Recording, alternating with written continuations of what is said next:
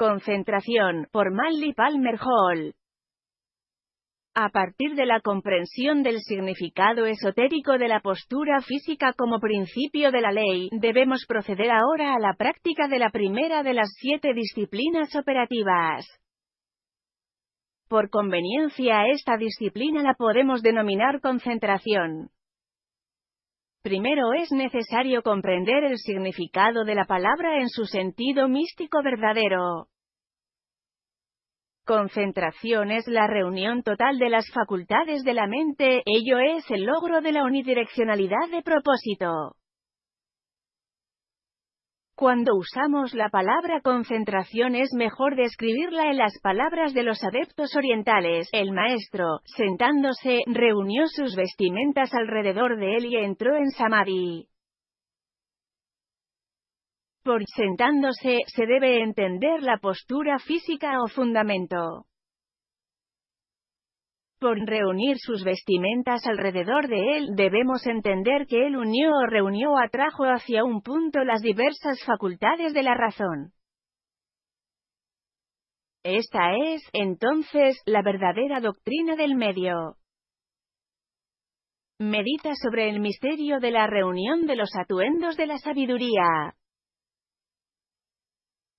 Los patriarcas budistas se distinguían por sus mantos.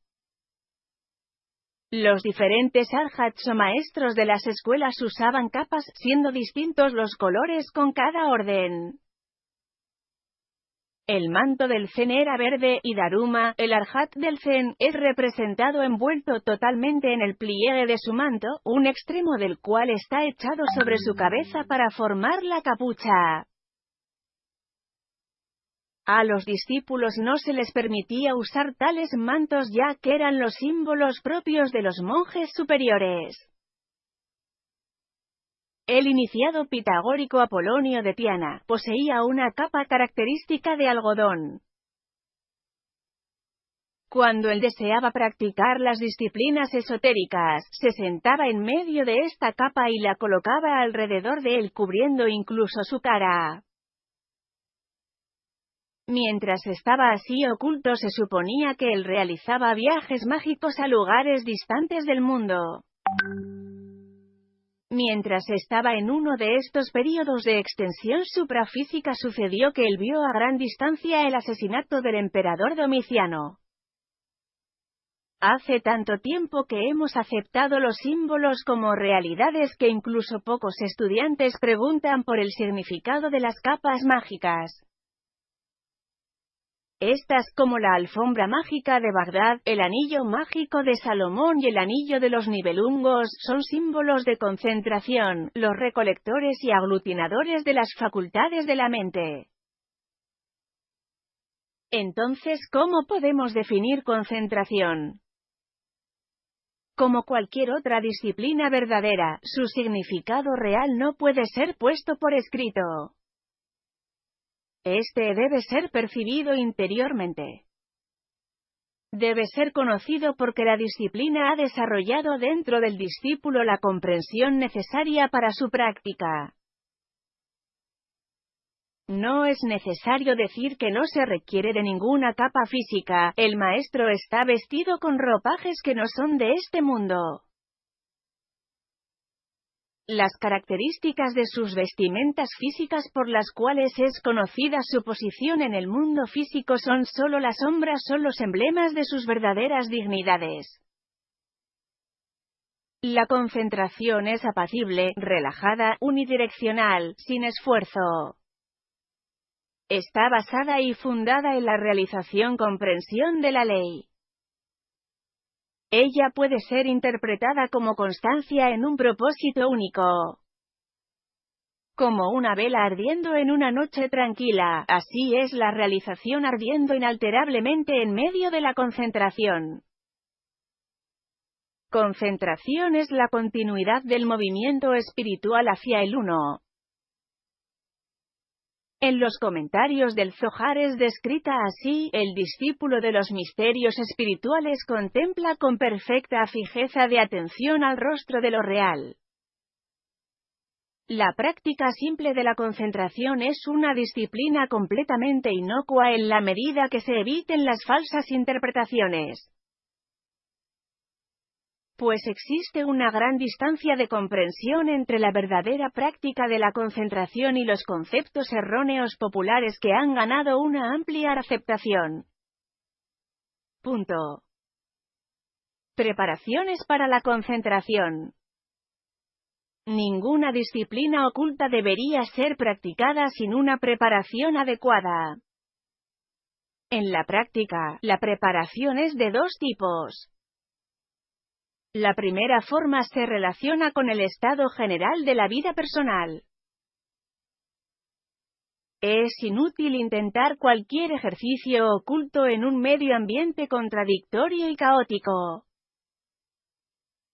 No debemos convertir la actitud de huir de lo mundano en una condición espiritual. La concentración no es un oasis de espiritualidad en un desierto de caos. ¿Cuán a menudo escuchamos a las personas decir, mi meditación diaria me da la fuerza para seguir en una vida que de otro modo sería demasiado difícil? Con tal motivación, el fracaso es inevitable. La concentración no puede ser un incidente en medio de incidentes opuestos. Ella debe estar correlacionada íntimamente al patrón total de vida o no tendrá éxito y el tiempo dedicado al esfuerzo será malgastado. En la vida del hombre el poder para concentrarse, de acuerdo con el significado místico de la palabra, es evidencia de un creciente equilibrio interno y de la extensión del poder del espíritu a través de la vida tal como ella se vive diariamente. Por eso decimos que la primera parte de la concentración se relaciona con el patrón general del grado de comprensión del discípulo. La segunda parte de la preparación es aquella parte que precede inmediatamente a la práctica real de la disciplina. Por un corto tiempo inmediatamente previo al período dedicado a la concentración, la mente debería estar en una condición de reposo y debería haber una completa relajación física, no necesariamente ociosidad, sino que una ausencia total de tensión. Sentarse en medio de la confusión e intentar en tal condición de bloquearla en forma brusca y forzada mediante una postura física es irracional y poco filosófico. Es por esa razón que el maestro primero se sienta. En estas pocas palabras existe un gran misterio para aquellos que puedan comprender. Símbolos de concentración. Las órdenes sacerdotales de la antigüedad y las instituciones místicas del Asia moderna están en perfecto acuerdo en cuanto al uso de diversos objetos sagrados en la práctica de la concentración. Pitágoras enseñaba a sus discípulos a meditar sobre el misterio del tetractis, un arreglo triangular de 10 puntos. Él también aconsejaba a todo pitagórico auténtico a dedicar tiempo a la comprensión de la sacralidad propia del dodecaedro o sólido simétrico de 12 caras. Plutarco en su Misterios de Isis y Osiris afirmaba que los egipcios ocultaban dentro de la dita de sus templos formas y patrones geométricos misteriosos, cuya contemplación inspiraba hacia una proximidad con los dioses.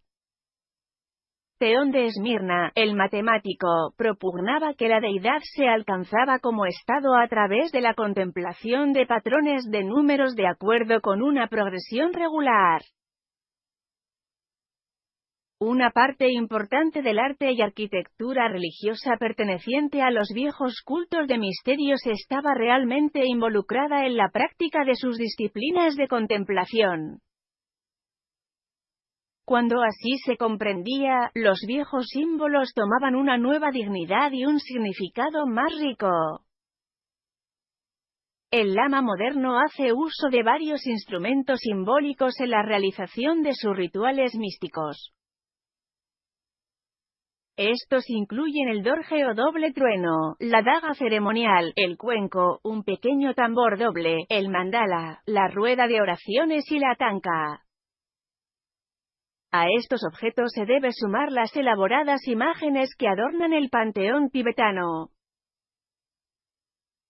Cada una de las divinidades representadas está pintada en ciertas posturas y realizando ciertas acciones. Para el iniciado, cada una de estas sutiles variaciones tiene un significado esotérico especial. Entre las fórmulas de concentración de los taoístas chinos, la palabra Tao misma ocupa el lugar principal. El siguiente en importancia es el símbolo Yin-Yang, que representa el equilibrio de los polos positivo-negativo. Le sigue en importancia el patrón de trigramas, grupos de líneas enteras y quebradas de los cuales se reconocen 8 combinaciones primarias y 64 secundarias.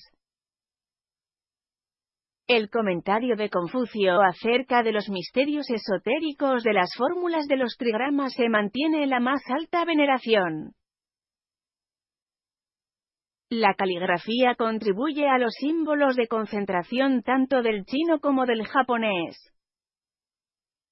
Los caracteres escritos involucrados que personifican ciertos principios de forma, línea y ritmo son considerados como especialmente eficaces.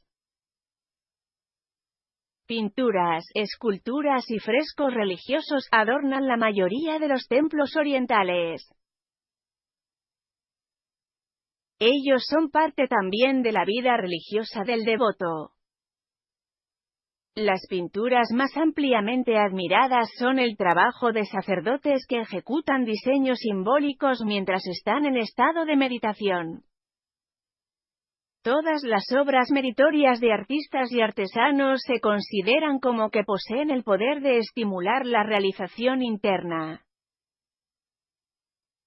Tal es la doctrina exotérica en cuanto a los símbolos de concentración. Incluso algunas de las sectas más místicas aceptan la santidad literal de estos objetos. No obstante, para nuestros propósitos debemos buscar más profundamente por el verdadero Tao, es decir, por la vía recta a la comprensión de los símbolos sagrados. Cada uno de los